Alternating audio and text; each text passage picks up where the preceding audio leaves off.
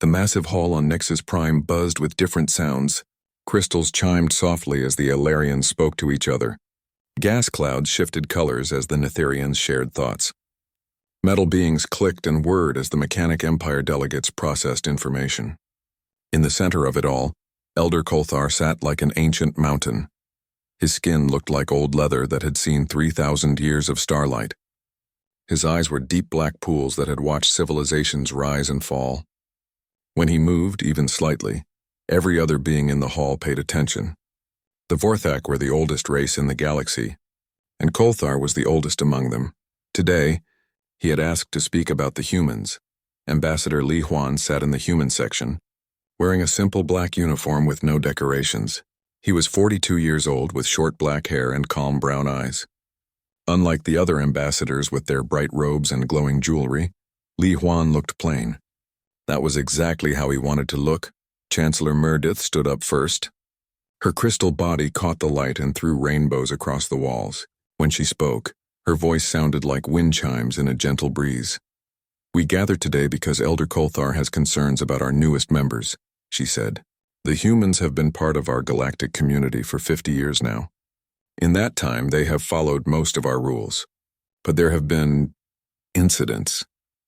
A low rumble came from the section where the Groken sat. These large, rock-like beings were known for their direct way of speaking. Their leader, Thokmar, stood up slowly. "Incidents is a soft word," Thokmar said, his voice like boulders rolling down a mountain. "Humans fight pirates when they should run. They go into dangerous space when they should stay safe. They build colonies on worlds that kill other races."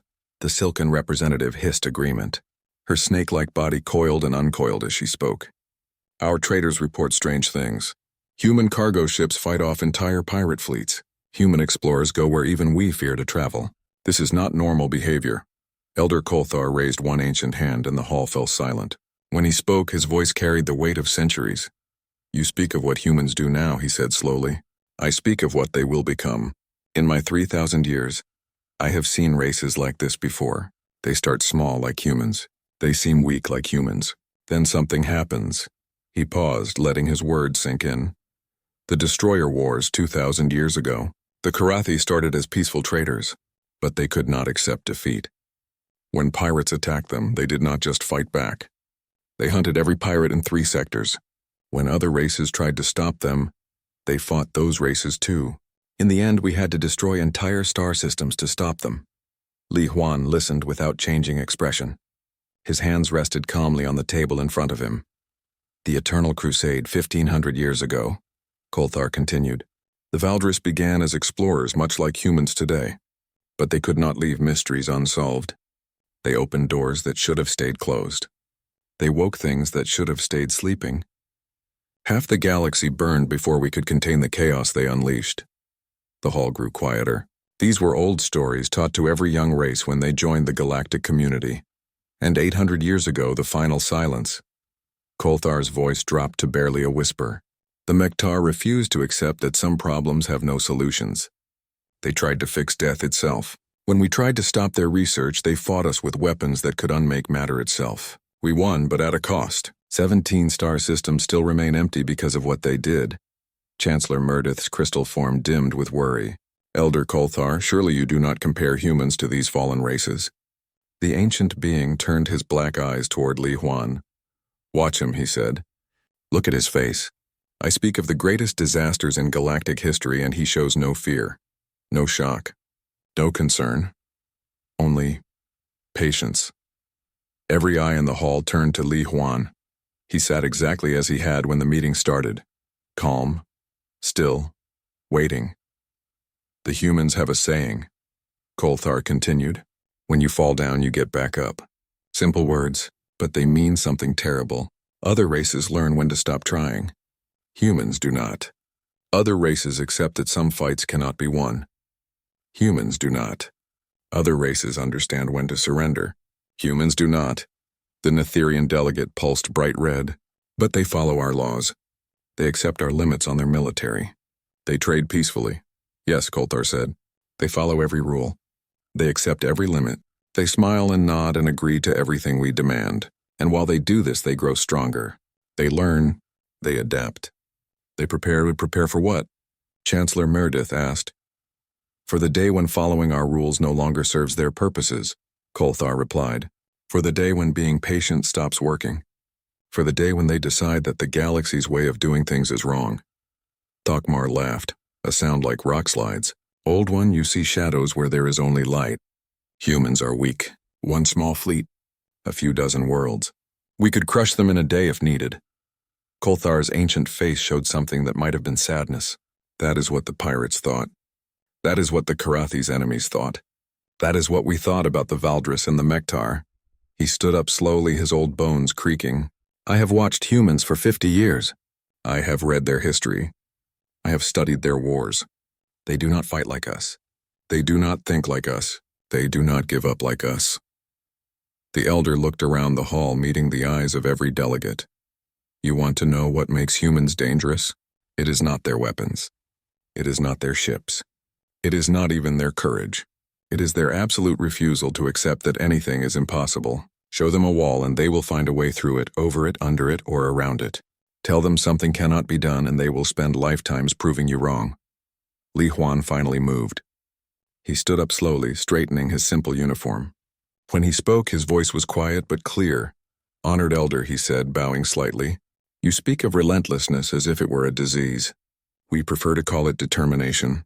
The hall went silent. Li Huan looked around the room, making eye contact with each delegation.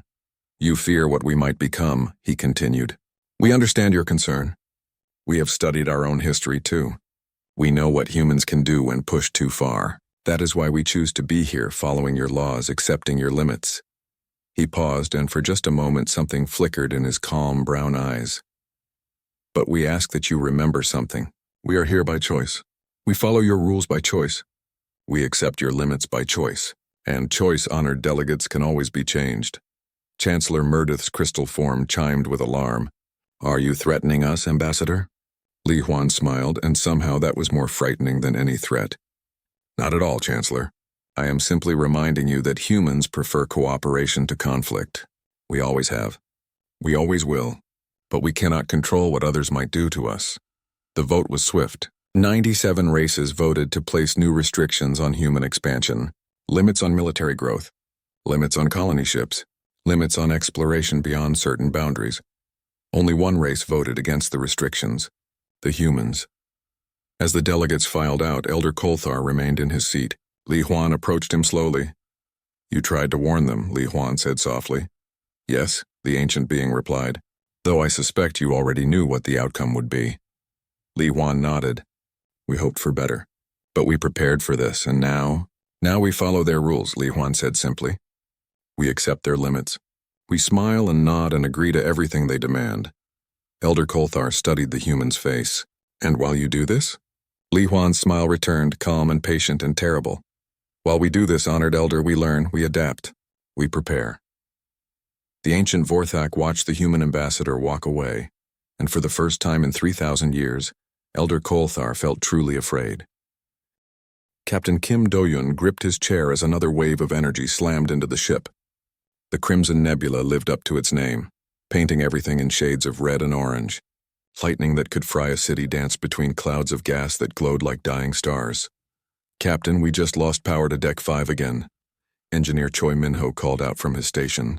His hands moved quickly over the controls, rerouting power from systems that were not completely necessary. That makes 3 times in the last hour. How long to fix it? Kim Do-hyun asked, watching the storm rage outside their ship. Give me 15 minutes, Choi Minho grinned. Maybe 10 if Dr. Yoon stops borrowing my tools for her experiments. Dr. Yoon Nari looked up from her workstation, where she was studying samples that glowed with their own inner light. These specimens are fascinating. The radiation here should kill anything living, but these organisms are thriving. If I can understand how they survive, we might learn something important. Kim Do-yun nodded. The Resilience was one of 50 human ships exploring the galaxy's most dangerous regions. 5 years had passed since the Galactic Council placed restrictions on human expansion. 5 years since humans were told to stay in their small corner of space and behave themselves. So humans had found other ways to grow. The Crimson Nebula was one of many places that other races avoided. The electromagnetic storms could destroy a ship's electronics in minutes. The radiation could cook a crew alive through their shields. The gravity fluctuations could tear a vessel apart without warning. Perfect training grounds for humans. Another ship just entered the nebula, reported Navigation Officer Park Saiwan. That makes 12 human vessels currently operating in this sector. Kim Do-hyun smiled. 12 ships learning to fight in conditions that would kill most aliens. 12 crews getting stronger, tougher, more resourceful with every storm they survived. Captain, Dr. Yoon called out excitedly, you need to see this. The organisms I collected are not just surviving the radiation. They are using it as food. Their cellular structure actually gets stronger when exposed to energy that should destroy them. Choi Minho laughed from his engineering station. Sounds familiar. Remind you of anyone? 3 months later, Captain Nam Jinwoo led his ship through the void fields where gravity storms could appear without warning. His crew had learned to read the space around them like weather patterns. They could predict where gravity would spike or disappear based on the way starlight bent. Storm coming in from Sector 7, called out his science officer. Category 4, maybe 5. All hands prepare for gravity fluctuation, Nam Jinwoo announced calmly. His crew moved with practiced efficiency.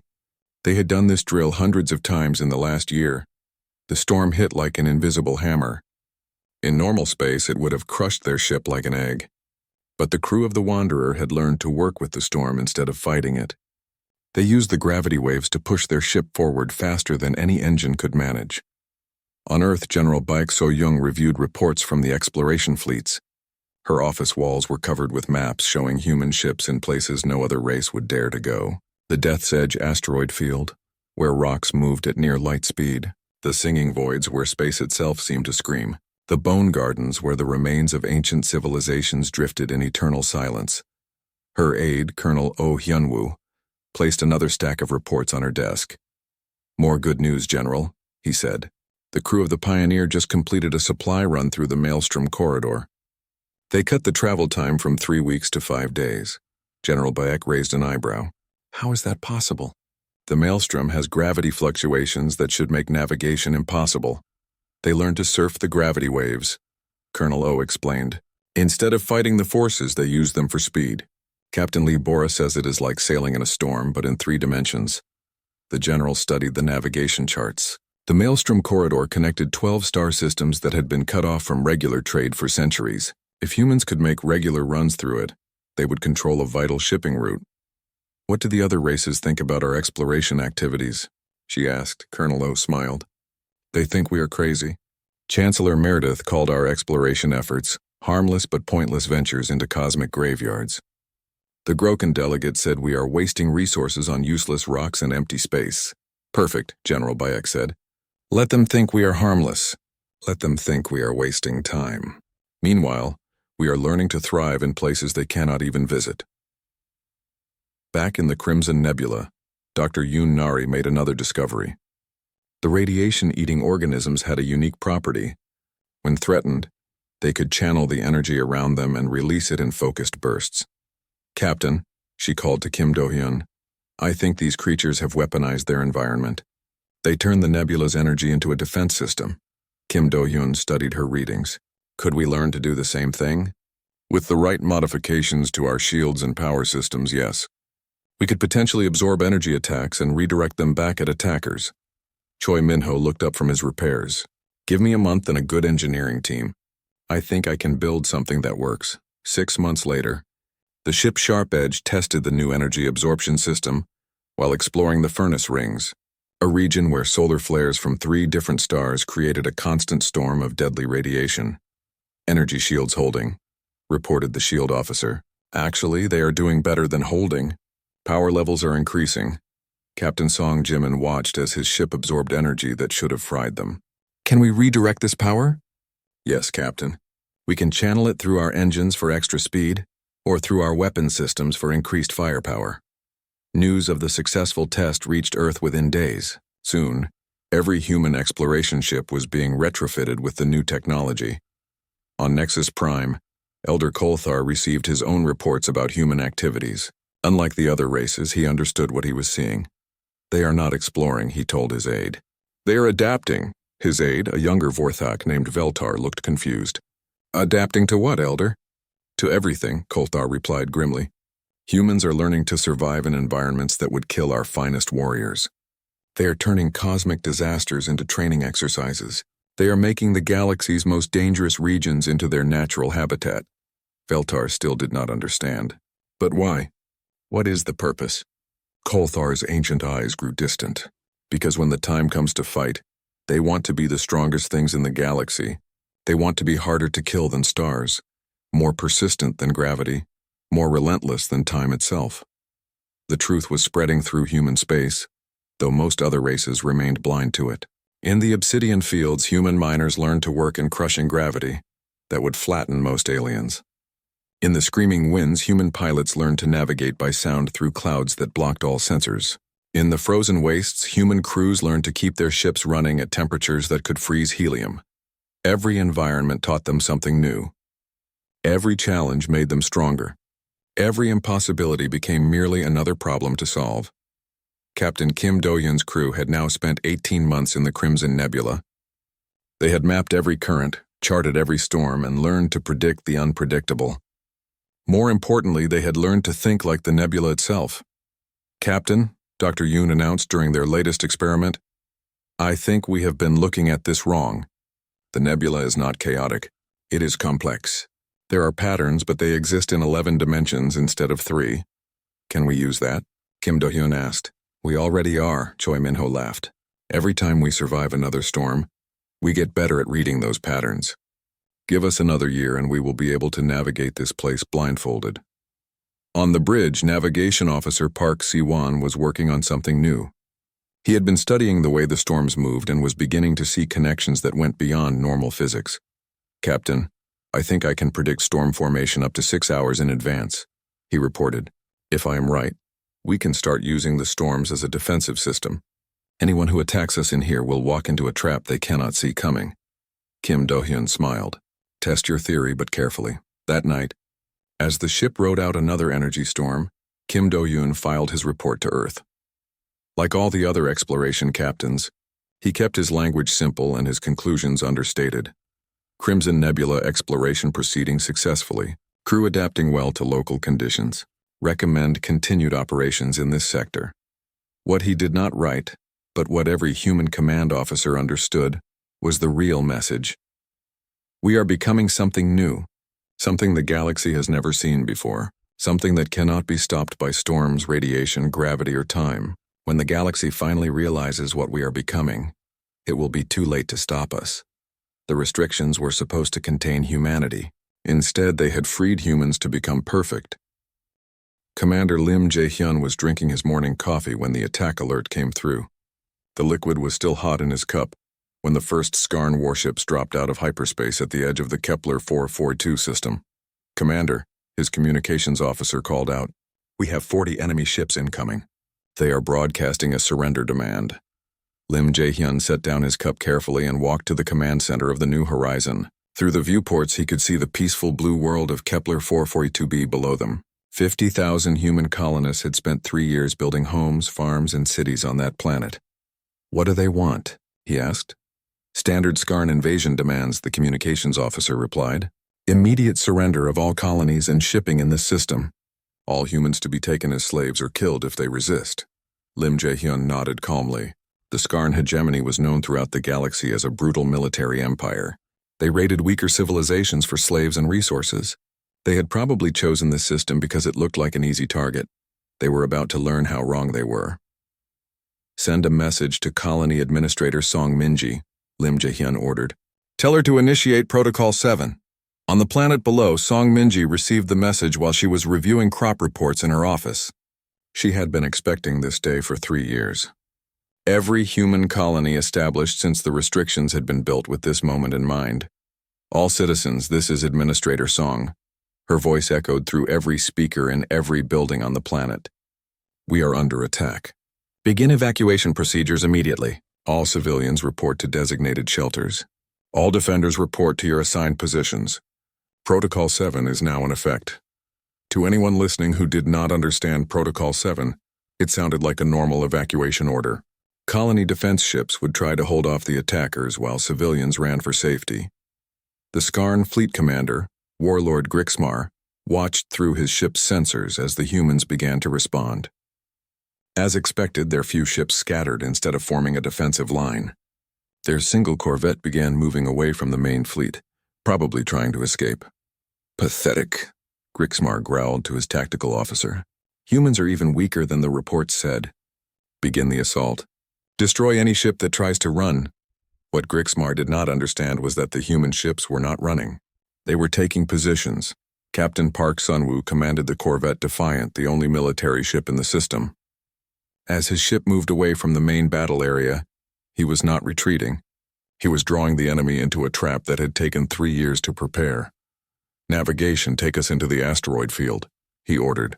Engineering, begin broadcasting the recognition signals. Recognition signals active, Captain, his engineering officer reported. All hidden installations should recognize us as friendly. The Defiant disappeared into the dense asteroid field that surrounded Kepler 442.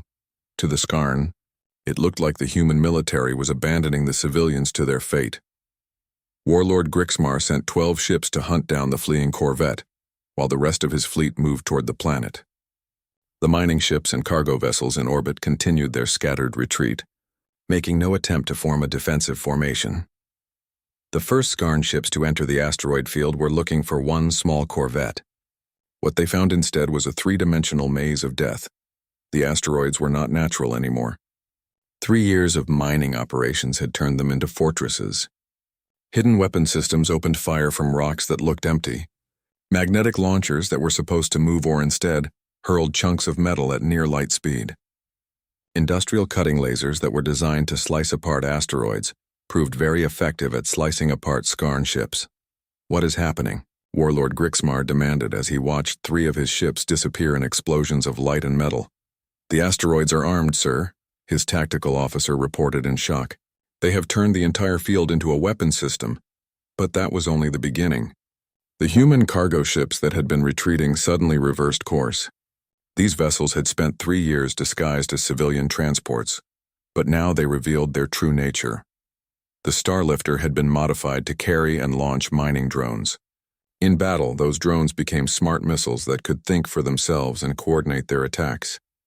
The cargo ship Deep Digger used its mineral processing systems to create and fire projectiles made of compressed metals that hit harder than military torpedoes, Commander. Lim Jae-hyun watched from the New Horizon as the trap closed.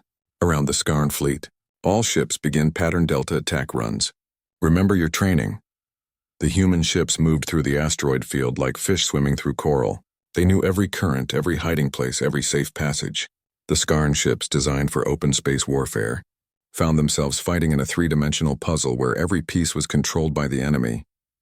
On the planet, Song Minji coordinated the ground defense from a command center that had been disguised as a farming equipment warehouse. The civilians evacuating to shelters were actually taking positions in underground bunkers that had been prepared for this moment. Surface batteries are online, reported her military coordinator. All defensive positions are manned and ready. What the Skarn saw as helpless farming communities were actually military bases disguised as agricultural centers. Grain silos opened to reveal missile launchers. Farming equipment transformed into mobile weapon platforms. Irrigation systems became supply lines for ammunition and power.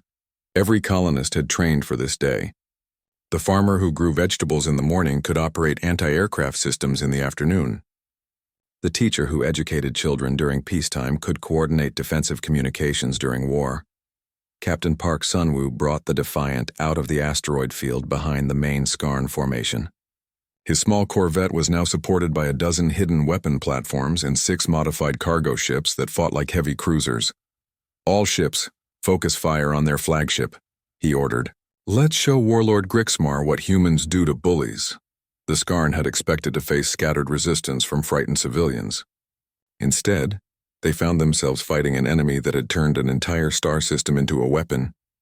Every asteroid was a fort. Every planet was a fortress. Every ship was a warrior trained to fight in impossible conditions. Warlord Grixmar's tactical displays showed impossible things.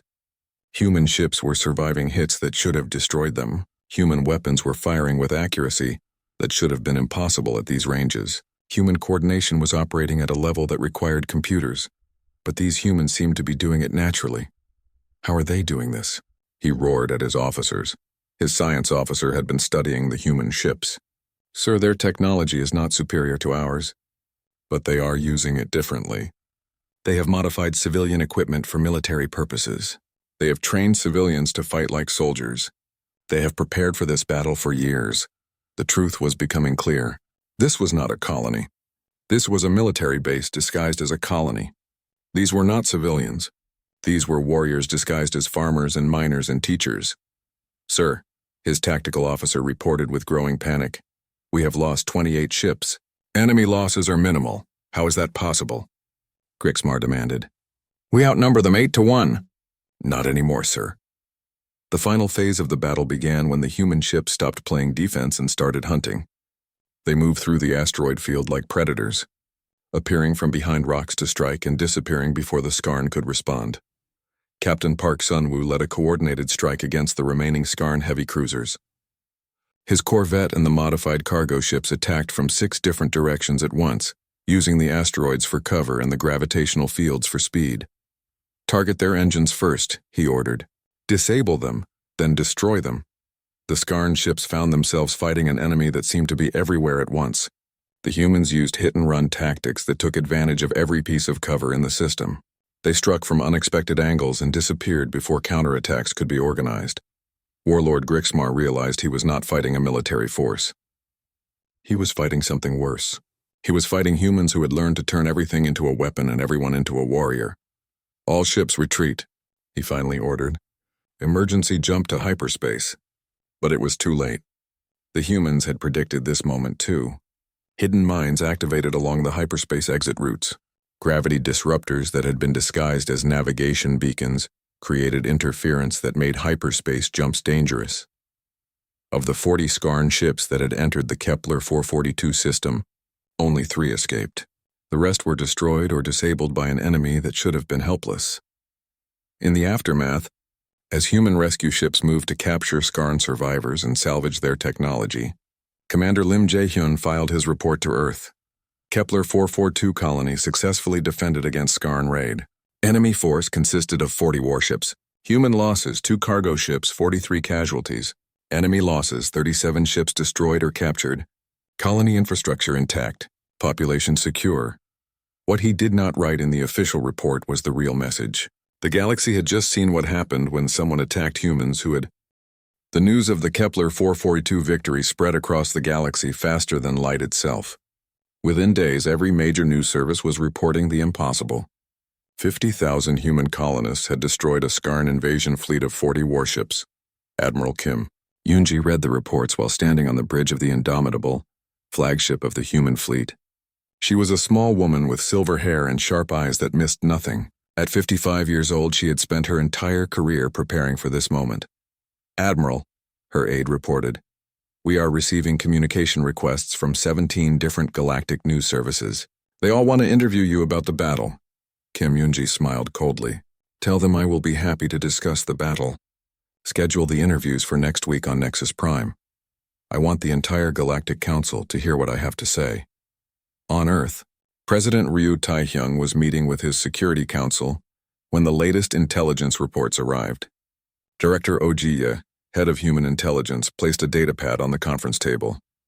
Mr. President, she said, we now have confirmation. Since the Kepler 442 battle, 17 different hostile powers have tested human defenses. Pirates, raiders, slavers, and 2 minor military empires. Results? President Ryu asked. All 17 have failed, Director O reported. Human losses have been minimal. Enemy losses have been total. The president studied the data.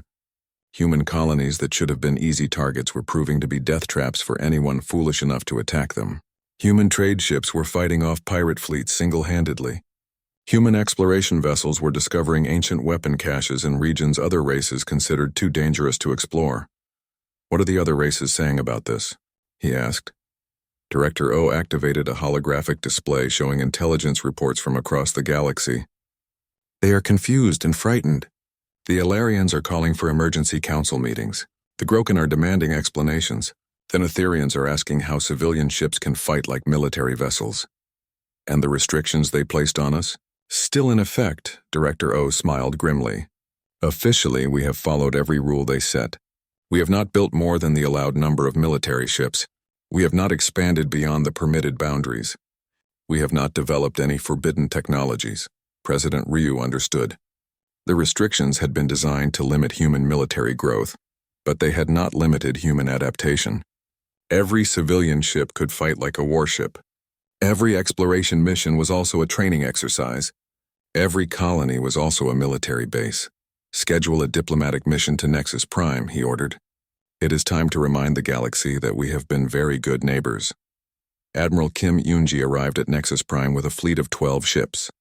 According to the Galactic treaties, this was within the allowed limits for diplomatic escort vessels.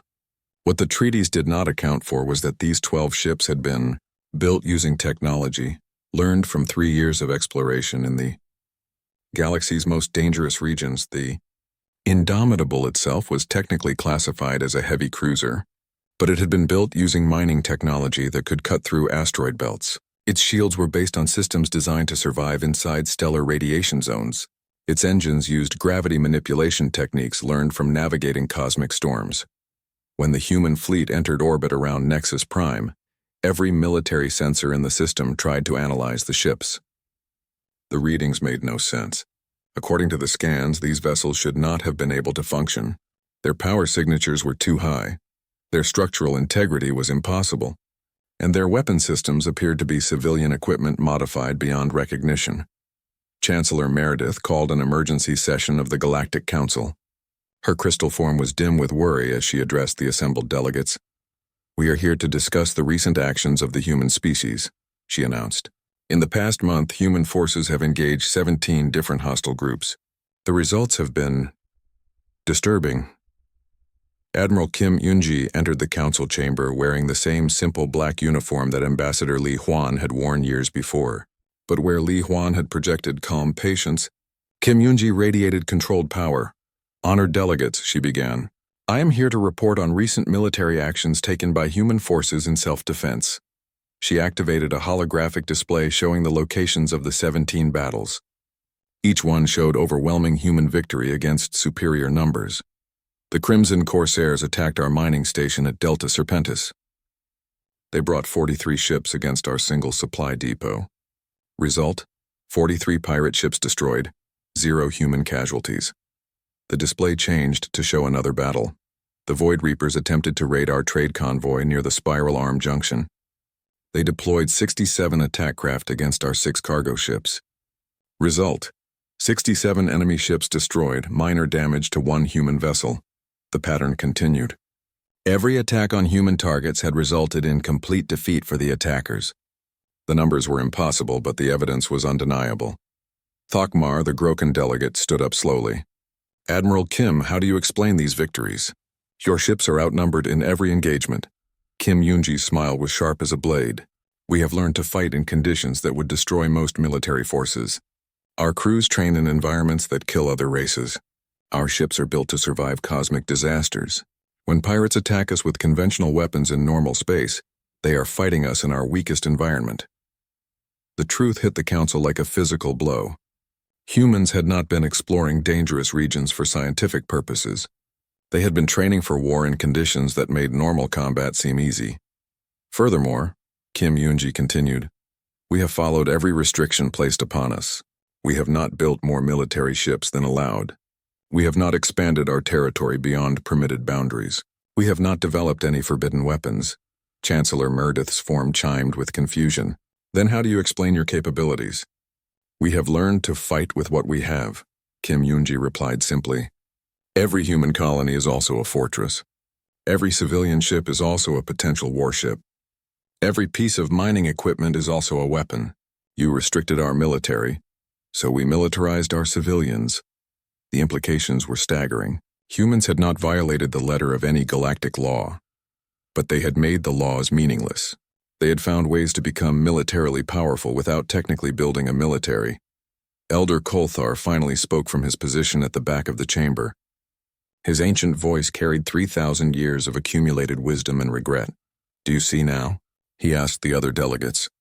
"We tried to contain them by limiting their ships. They learned to make every ship a weapon. We tried to restrict their expansion. They learned to make every world a fortress. We tried to control their military development. They learned to make every citizen a soldier. Admiral Kim Yoonji turned to face the ancient Vorthak. Elder Kolthar, you warned them about us years ago. You told them we were dangerous. Yes, the old being replied sadly. I told them humans were relentless. I told them humans never give up. I told them humans cannot accept defeat. You were right, Kim Yoonji acknowledged. But you missed the most important point. Which was? We are only dangerous to those who threaten us, she said firmly. Every battle we have fought has been defensive. Every victory has been against attackers who came to kill our people and steal our homes. We do not start wars, Elder. We finish them. The chamber fell silent as the delegates absorbed this truth. Humans had not attacked anyone. They had simply become impossible to attack successfully. Ambassador Li Huan, now Earth's primary diplomatic representative, stood to address the council. Honored delegates, 3 years ago you voted to restrict human activities because you feared our potential for violence. We accepted those restrictions and have followed them completely, but we cannot control what others choose to do to us. He paused, letting his words sink in. If the galaxy wishes humans to remain peaceful, perhaps the galaxy should ensure that we have peace. We have proven that we can defend ourselves. We have proven that attacking us is futile. The choice of what happens next belongs to you. Chancellor Meredith's crystal form brightened as she understood the implicit threat. Are you saying that if we do not protect you from attackers, you will take action yourselves? Li Huan's expression remained calm. I am saying that humans prefer cooperation to conflict. We always have. But we will not allow our people to be murdered by pirates and raiders, while the galaxy looks the other way. The vote that followed was much closer than the one 3 years earlier. 43 races voted to maintain the restrictions on human expansion. 38 voted to remove them. 16 abstained, but the real result was visible in the eyes of every delegate. They now understood that the restrictions had not contained humanity. They had refined it into something far more dangerous than anyone had imagined.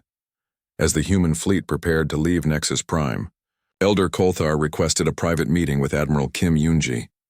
You have become what I feared you would become, he told her. What is that, Elder? Perfect survivors, he replied. Beings who cannot be defeated because you refuse to accept defeat. Warriors who cannot be conquered because you have learned to make war with. The ancient warning systems of Nexus Prime had been silent for over 10,000 years. When they suddenly blazed to life, screaming alerts across every frequency, even Elder Kolthar felt a chill of fear run through his ancient bones. What are they detecting? Chancellor Meredith demanded, her crystal form pulsing with alarm colors. The Galactic Council's chief science officer, a nervous Silkan named Vishar, studied the readings with growing terror. The sensors are detecting massive artificial constructs emerging from dark space. The energy signatures match records from the Great Extinction. Every delegate in the chamber knew that name. The Great Extinction had happened 12,000 years ago, when mysterious machine intelligences had swept through the galaxy, consuming entire civilizations before vanishing into the void between stars. Impossible, Thokmar rumbled. The Devourers were destroyed. We have proof. No, Elder Kolthar said quietly. We have proof that they left. We never had proof that they were destroyed. The main display activated, showing images that chilled every being present. Massive ships, each one the size of a moon, were emerging from hyperspace at the galaxy's edge. Behind them came fleets of smaller vessels, but even the smallest was larger than anything the current galactic civilization had ever built. How many? Chancellor Meredith asked. Initial count shows 300 major vessels, Vishar reported, but more are appearing every hour. They seem to be targeting the core systems first. Admiral Kim Yoonji received the emergency alert while she was reviewing defensive preparations on Earth. The message was brief, but clear. Ancient machine intelligences had returned to devour the galaxy. All species were requested to contribute to the defense effort. Ma'am, her aide reported, we are receiving coordination requests from every major military force in the galaxy. They want to know what ships we can contribute to the defensive effort. Kim Yoonji studied the tactical reports flowing in from across the galaxy. The Devourers were not following any recognizable strategy. They were simply consuming everything in their path, turning entire star systems into raw materials for building more ships. Contact Fleet Admiral Yoon Jinsu, she ordered. Tell him to begin implementation Omega. Fleet Admiral Yoon Jinsu had been waiting for this order for 3 years. He was 62 years old, with gray hair and calm eyes that had seen more impossible situations than any military officer should have to survive. When the order came through, he smiled grimly and activated communication systems that had been hidden throughout human space. All ships, all stations, all colonies. His voice echoed across every human settlement. Implementation Omega is now active. You know what to do. What happened next defied every principle of galactic military doctrine. The other races formed defensive lines around key systems, concentrating their forces to protect the most important worlds. The Alarian Crystal Fleet took position around their homeworld. The Groken Stone Armada moved to defend their industrial systems. The Netherian cloud formations spread out to protect their gas giant colonies. Humans did something completely different. Instead of forming defensive lines, human ships scattered throughout the galaxy. Instead of protecting key systems, they appeared in places where no sane military commander would send forces. Instead of concentrating their power, they spread it across 1,000 different locations. To the other races, it looked like humans were abandoning any hope of coordinated defense. To the Devourers, it looked like prey scattering in panic. Both interpretations were completely wrong. Captain Nam Yeji commanded the Indomitable, a ship that had been officially classified as a heavy exploration vessel. She received her orders while her ship was investigating a nebula in what was supposed to be empty space. Captain, her navigation officer reported, we have a Devourer mothership approaching the Centauri system. No other allied forces in the area. Understood, Nam Yeji replied calmly. Set course for intercept. Signal the crew to prepare for internal operations. Her crew had trained for this moment in the Crimson Nebula, learning to fight inside environments that should have been impossible to survive. Now they were going to take that training to its logical conclusion. The Indomitable did not attack the Devourer mothership from outside.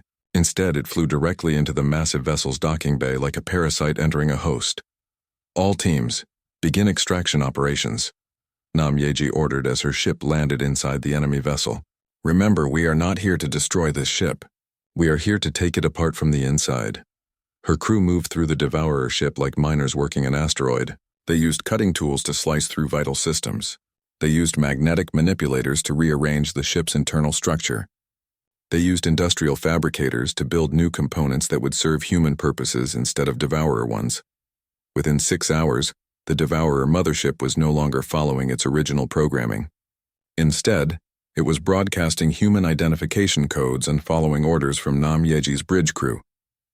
Across the galaxy, similar scenes were playing out wherever human ships encountered Devourer forces. Instead of fighting the machines, humans were capturing them, reprogramming them, and turning them into weapons against their own kind. Dr. Han Kyung-min, Chief of Human Technological Development, had spent years studying captured alien technology and learning to adapt it for human use. When the first Devourer ships fell into human hands, he was ready. The machine intelligence is actually quite simple, he reported to Admiral Kim Yoonji. It follows basic programming: consume, build, expand. But it has no defenses against internal reprogramming, because it never expected anything to survive inside its ships. How long to reprogram a captured vessel? Kim Yoonji asked. With a full technical team, about 4 hours, Dr. Han replied. With the field modification kits we distributed to the fleet, about 8 hours. The galaxy watched in amazement as human forces began turning the Devourers against themselves. Ships that had been consuming star systems suddenly turned and began attacking other Devourer fleets. Massive construction vessels that had been building invasion forces suddenly started building human-designed defensive platforms. Elder Kolthar observed the battle from Nexus Prime, and for the first time in 3,000 years, he felt something that might have been hope. They are not fighting the Devourers, he told Chancellor Meredith. They are converting them. How is that possible? She asked. Because humans learn to survive inside environments that kill other races, Kolthar explained. They learn to work inside cosmic storms, radiation fields, and gravity wells that would crush our ships. To them, the inside of a Devourer vessel is just another harsh environment to master. But the most terrifying revelation came when Fleet Admiral Yoon Jinsu finally revealed the true scope of human preparation. All human vessels begin Phase 2 operations. His voice echoed across the galaxy. Activate hidden installations. Deploy concealed assets. Show them what we have been building. Suddenly, star systems that had appeared empty began revealing hidden construction facilities. Asteroid fields that had seemed natural started deploying massive weapon platforms. Nebulae that had been marked as dangerous opened up to reveal entire fleets of human warships that had been waiting in concealment. The restrictions placed on human expansion had limited their visible growth, but they had not limited their hidden development. For 3 years, humans had been building a secret infrastructure designed for exactly this type of threat. Ambassador Li Huan sent a message to the Galactic Council as human forces coordinated the galaxy's defense against the Devourers. Honored delegates, his message began. You once voted to restrict human activities because you feared our potential for violence. Today you see the result of those restrictions. Instead of building an empire, we built a defense network. Instead of conquering our neighbors, we prepared to protect them. The tide of battle turned when captured Devourer ships began attacking their own forces with human-designed strategies. The machines had been programmed for simple consumption, but humans had learned to fight with complexity, adaptation, and relentless creativity.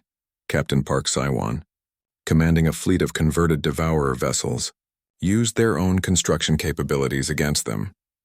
His ships began building gravity disruptors that turned the Devourer's massive size into a disadvantage.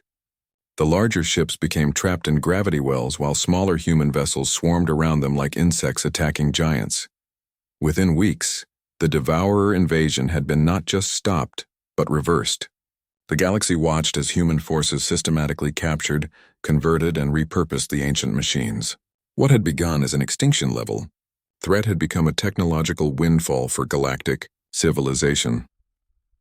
Elder Kolthar made his final speech to the Galactic Council as the last Devourer ships either fled into dark space or surrendered to human conversion teams. Do you understand now? He asked the assembled delegates. We tried to contain humans because we feared they would become conquerors. Instead, they became protectors. We tried to limit their growth because we feared they would dominate us. Instead, they learned to save us. Chancellor Merdith's crystal form chimed with something that might have been shame. Elder Kolthar, you warned us about humans years ago. You said they were dangerous? Yes, the ancient being replied.